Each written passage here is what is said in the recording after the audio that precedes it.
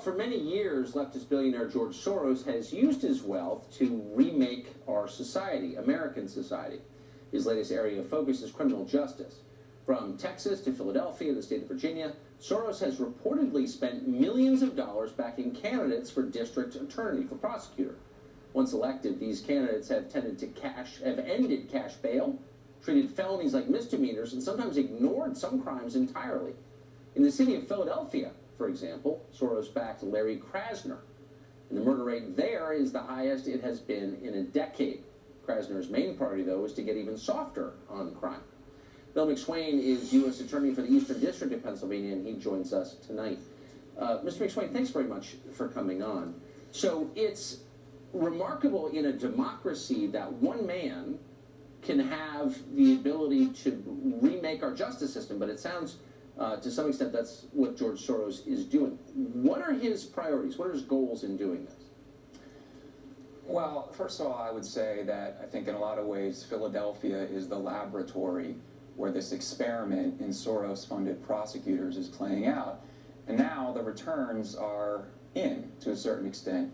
Larry Krasner has been in office for about a year and a half, funded by Mr. Soros. And we can look at the data and we can see what has happened to Philadelphia. And as you said, homicides have skyrocketed, shootings have skyrocketed, the worst kinds of violent crime have really gone up. And in addition to that, some of the low-level and the mid-level crimes have also gone up, but they aren't being reported. And the reason they're not being reported is because the DA has said he's not going to prosecute them. So you have statistically a bad situation that has developed in Philadelphia, but actually the reality on the ground is even worse than the statistics. And what Mr. Soros, I think, wants to do is that he wants to implement his radical agenda, and he realizes that he can't do that through the normal democratic process. Normally, if you're going to try to get criminal justice reform, you have to do it through the legislature. You have to get broad public support for the kind of changes that you want to institute. He's taking what I would describe as an illegitimate, anti-democratic shortcut by trying to purchase DA elections, and then once the DA is in place, he or she doesn't enforce the law. And presto, you've got criminal justice reform. I guess, and everything you said is absolutely right, and for those worried about the hijacking of our democracy, here's a perfect example of it actually happening. But quickly, I'm just wondering, who's the winner in this?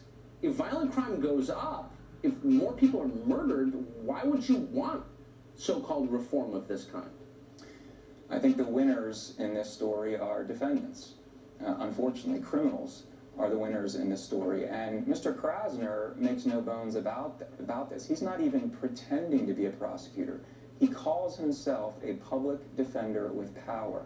So it's almost like letting the fox into the henhouse. Once he's in, he's trying to cause as much havoc as possible. He has no background as a prosecutor. He has no interest in prosecution.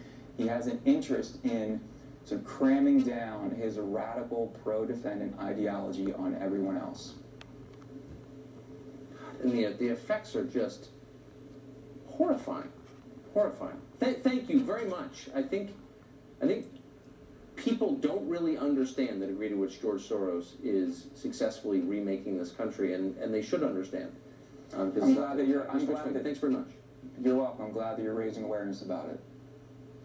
Yeah, we're trying, and you know, Soros has effectively intimidated people into not criticizing him. It's some kind of moral crime to call this to public attention, but it is in the public's interest to know, and so we are. Anyway, thank you very much. Great to see you. Thank you, Tucker.